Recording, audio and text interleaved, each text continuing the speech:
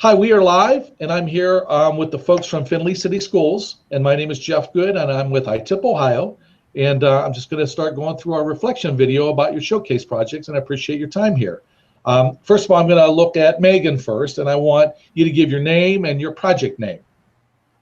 I'm Megan Limes. I teach practical geometry at Findlay High School, and my project was on flipbooks using transformations. Great, and then we'll go to Laura and your name and your project name. Hi, I'm Laura Davis. I teach modern world history, and our project was identifying the main causes of the war, of World War I. So give me either one or both of you if you want to say, what was your driving question? My driving question for my project was identify which of the main, and main stands for main, like M-A-I-N, stands for militarism, alliances, imperialism, and nationalism. Which of the main causes of World War I had the greatest influence on causing World War II? Because when I teach them what caused World War I, we talk about 4 causes, and they had to work through and determine which of those 4 causes was the most influential in setting the stage for World War II. Laura, could I ask you to slide over a little bit more? That's Better. good. You're Okay. good. Wonderful. Thank you. You're And then Megan, what was your driving question? My driving question was, how do transformations form into the flip books that were the old flip books where it was paper, and how can we use that now with technology to make a modern day flip book using transformations? Well, Megan, I'll stay with you then. So what were the major steps of your project then? Okay, the first thing we had to do was teach transformations. And so I spent about a week teaching the different types of transformations, and then we moved into our project. I co-teach that class with an intervention specialist, so there's 2 of us in the classroom, and we took our kids to the computer lab, and then the students had to decide what they wanted to make, and then they had a requirement of at least 30 slides, and that had to transform in different patterns. They could have chose a few different ways they could have done it, just so it was a little more clear about what they had to do. So I didn't just see translations over and over and over again. And so we spent about a week in there doing that, and then we came back to our classroom and we had the students present, and then we also had the students rate each other on their projects.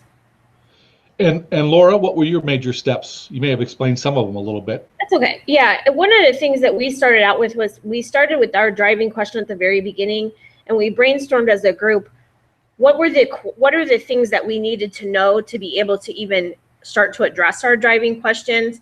And so those were kind of the things. Then I looked at each group individually, each class period, and then we worked through what were some of those questions that they needed answered.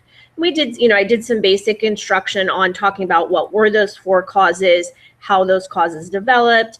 We looked at some main events, and they did some small kind of independent projects to master some of that content before they dove into the actual project. The final product for my PBL was they actually created iMovie trailers in which they identified which cause they believed was the main cause, and they had to demonstrate why that was through their iMovie trailer. Well, Laura, I'm going to stay with you now, and we're going to talk about yourself. Sometimes that's tough to do. But when you think about the project, what are some things, what is the most important thing you learned, maybe professionally or personally, you learned in this project? It was a great learning experience for me as a teacher. I think professionally, I loved that with the way that the driving question was formatted, that there was no set answer, that you were creating an opportunity for the students to kind of determine their own path or their own answer with that support. And I talk with my classes a lot of times I feel that there can be a lot of answers to questions as long as you can defend and support your answer. And so this was a great opportunity for them to really kind of choose one of these ways, but then have to demonstrate that support, show that support through the whatever choice they made. And so it was cool to really get to see in the way that the movies that were the trailers that were created were very diverse. Some were very kind of, by the book, and then some the kids actually acted out things. And so it was a great opportunity to see the different styles and the way that kids approached taking on the project as well too.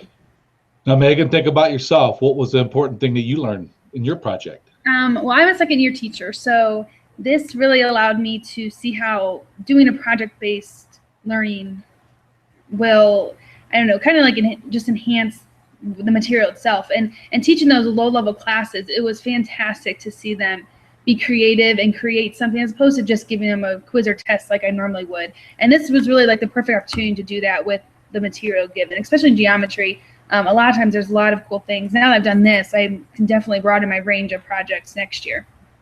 Now, while I have you here, Megan, what do you think if you had yourself on the project, if you had more time or you wish you'd have done differently with the project?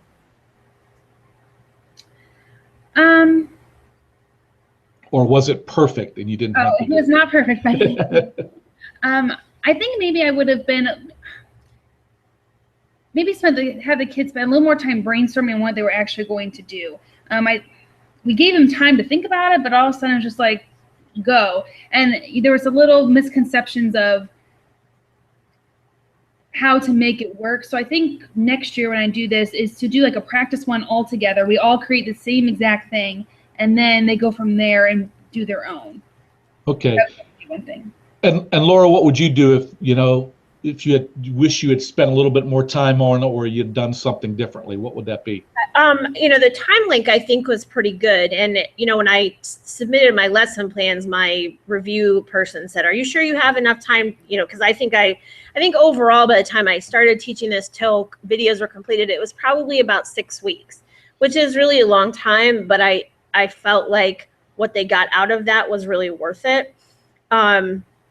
One of the things that I think that kind of ties into what Megan said, I had asked them to do, I found this great site where they had all of these pre-printed templates of the movie trailers.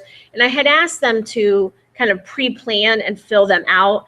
And they really struggled with that. And then kind of some of them, when they went to make their movies, it was a little haphazard all over the place.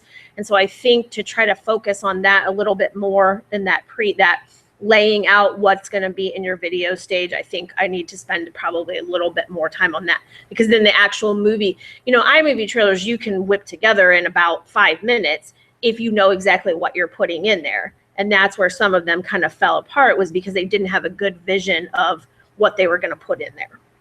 So. Now, Laura, what would you give yourself a gold star on? What's the best, what would you consider the best work you did on this project? Well, I would give the gold star to my students. I think I'm very proud of the videos that they created. I was so excited with what they created. We have televisions that typically run announcements in our cafeteria. We have some in the main hallways and things like that. And I posted all of their videos on YouTube, on my YouTube channel, and then I set it up with the guy that runs our sets up our announcements to run their videos over a week or so time, so that they could be shared with the school. So I can't take a lot of credit for what was accomplished, other than kind of the behind the scenes work of setting things in place. But the work they did was pretty phenomenal. Megan, what would you say you thought you did your best work on?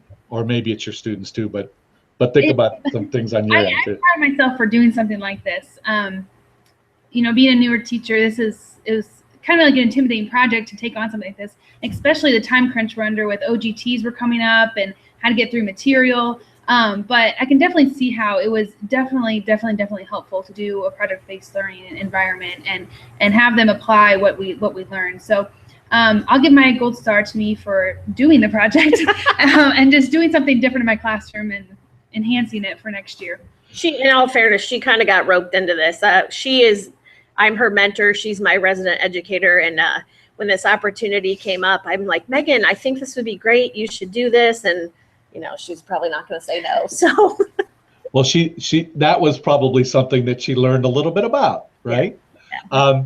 So I'm going to stick with you, Megan, and let's talk about the project now. So when you talk about the project that you did, what would you say was the most enjoyable part of the project?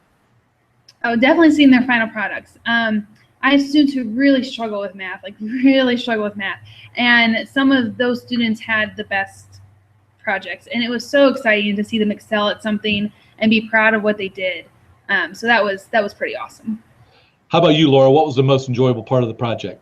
I mean, definitely watching the products that they created, but I also really enjoyed in that working phase when they were, you know, we worked at the driving question at multiple times throughout the project, and it was interesting to see that some of them, what they initially identified as that cause, that the more that they dug into the material and they worked through information, how it sometimes changed, and to have those discussions with them, and you know, they might say, well, militarism was the cause. We'd have those discussions about, well, how can you defend that, and having that exchange with them, it was enjoyable as well.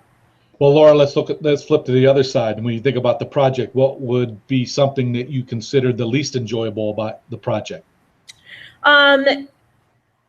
Probably the most challenging thing is we are not a one-to-one school. I have 6 iPads in my classroom. And obviously when you're doing iMovie trailers, you're limited to Apple devices. And so that was a bit of a challenge, trying to make sure. I'm fortunate because we are a bring your own device school, and a lot of my students have Apple devices. So that helped because they could do iMovie on their own device. But if I was in a different, I think just having access to those pieces of technology was making sure that I had enough for everybody to go around was kind of the big panic for me. Okay. Megan, what would you consider the least enjoyable part of the project? I think getting them started. There were so many questions, and that's just a reflection on me and what I need to do better next year. To get them started, like I said, doing maybe a practice one together would alleviate a lot of those questions.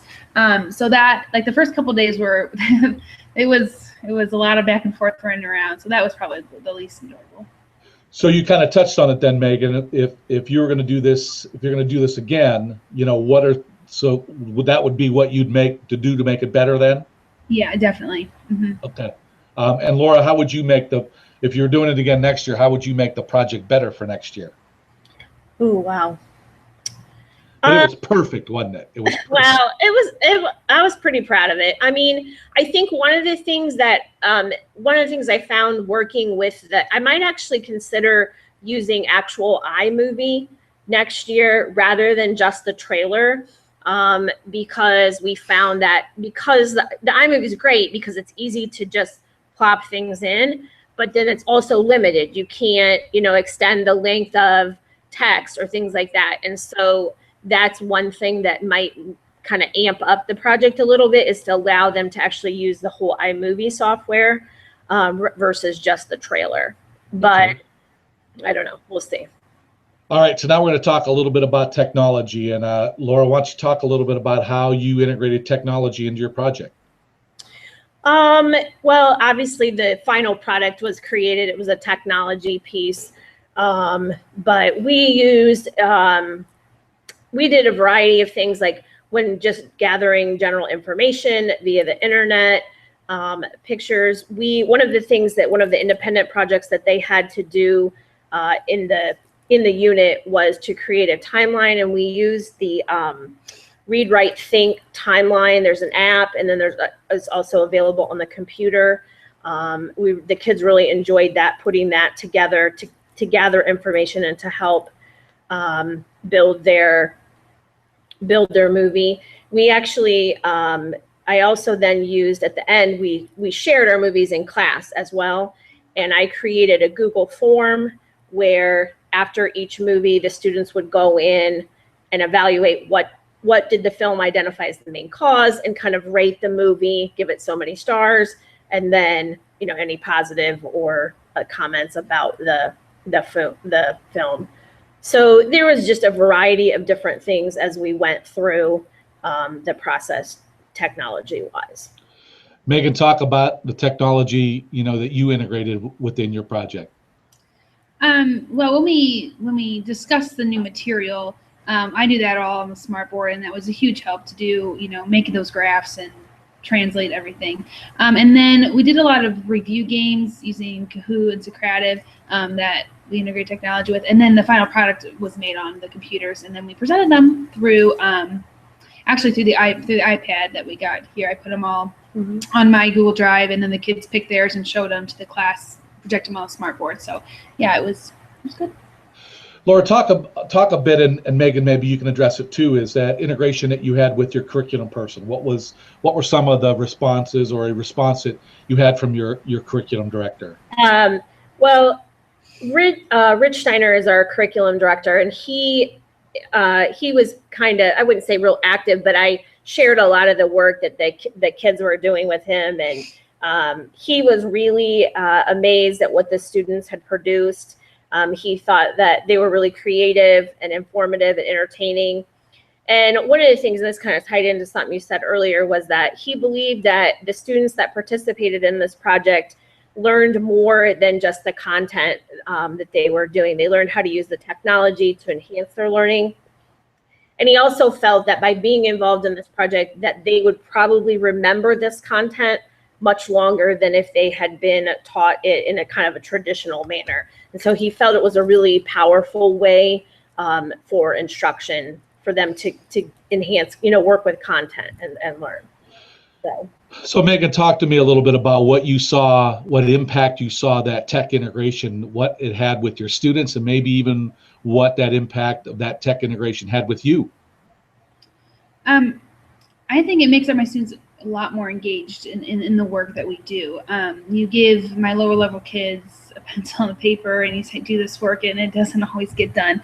But you put an iPad or a computer in front of them, and they are all about that. I mean, that's what the students know these days, and I truly think that we have to put that in front of them to really make learning to the next level.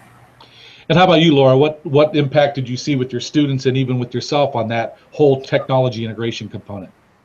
Well, I think there's two things. I think that the sense of pride that my students felt from working through this process from start to finish. Often things that they do in school are so segmented and like there's no real long-term connection for things. And I think for them to work through this process from the start of what do we need to know all the way to this is what I made was a pretty cool feeling for them. And I also think knowing that these were going to be shared with other, because I was very upfront with them about that. I said, at very least, these are going to be on YouTube. I'm going to share these on my website. They didn't know that the TV thing in the cafeteria was coming. And they're like, but I think when they make things knowing that other people are going to view them, it's not just me. It kind of amps it up. They take it more seriously. They're more vested in the process.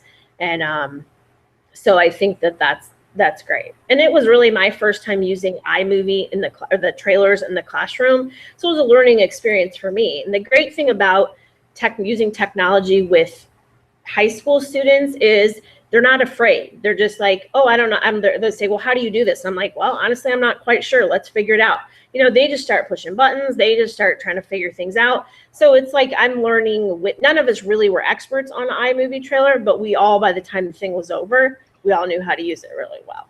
So it was fun. Wonderful. Hey, I thank you so much for your time. And this is Jeff, and I'm with ITIP Ohio, and I'm with the folks from Findlay City Schools. And I appreciate your time on your Teacher Showcase project. You're welcome. Thank you, Jeff, so much.